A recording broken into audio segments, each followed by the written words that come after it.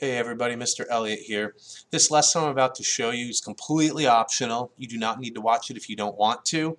I'm merely offering a second technique to writing exponential equations. But if you already liked the first video on writing exponential equations and you liked that technique, then maybe you shouldn't even pay attention to this. Maybe you shouldn't watch it because you have a technique that works for you.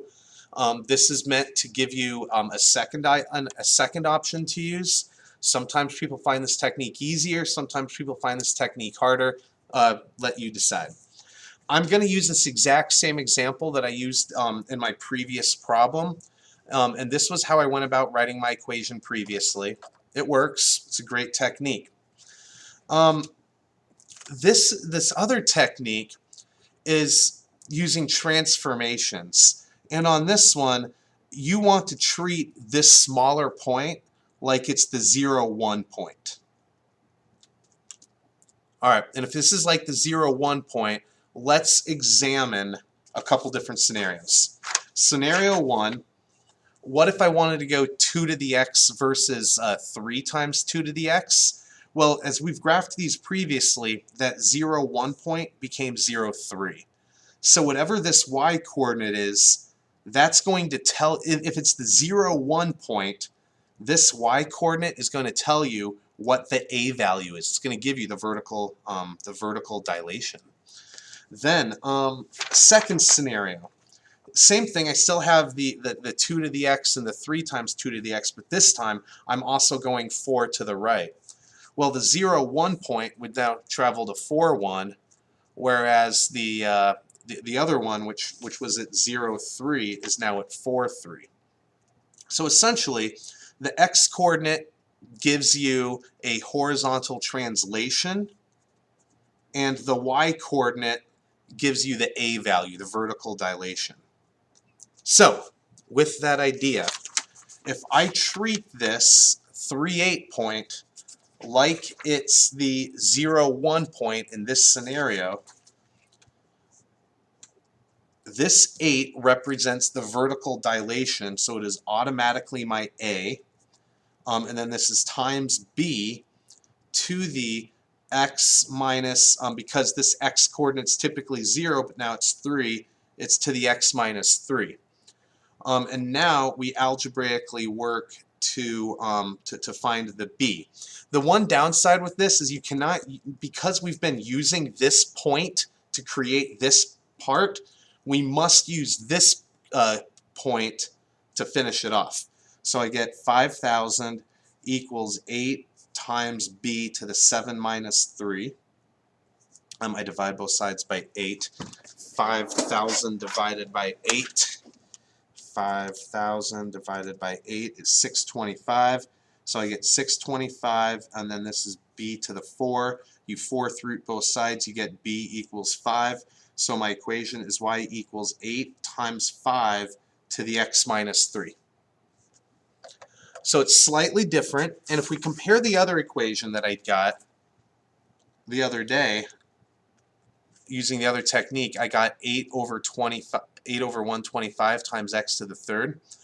Well, you could test out if these two equations are the same by plugging in a couple numbers. Suppose x equals 6. So in one case, I'd have y equals 8 over 125 times 5 to the 6. And on the other hand, I could have y equals 8 times 5 to the 6 minus 3. Well, in this case, I have 8 over 5 to the 3 times 5 to the 6. This 5 to the 6 and 5 to the 3 leaves me with 8 times 5 to the 3. And over here, 6 minus 3 is 3, and I get 8 times 5 to the 3. So I get the exact same value. And you can plug in all sorts of different points, and it's going to work out every time like that. Now, when I compare this problem and the work I did for this problem and this problem and the work I did, wow, actually, if you compare it, it is substantially less amount of work. You have about half as much work, but you had to think about that first step a little bit more. I think the best time to use this other technique is in these story problems. So let's go back to this problem right here, the story problem that I did using the pizza rolls. And in that one, I had the coordinate 323 and 865. So if I wrote this equation using these two coordinates, now this is supposed to be a very unhappy looking equation. That was a lot of work if you remember this from this previous lesson. But like I said, treat this one like it's the 0, 1 point. So an a times b to the x, because this is a 23, that's the vertical dilation, that's my a.